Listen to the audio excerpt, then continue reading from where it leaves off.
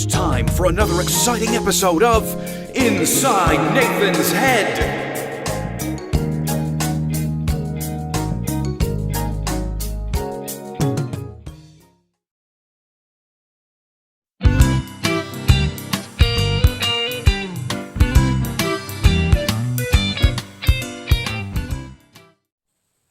Well, Bobby and I were down at the golf course the other day, and wouldn't you know it, a seagull comes down and lands right on my head.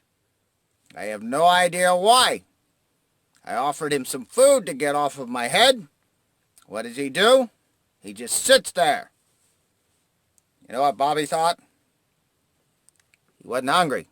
He may have already eaten. He said, well, the other thing you can do, instead of offering him country club food, take him to McDonald's. Maybe he'll be happy there. So I did.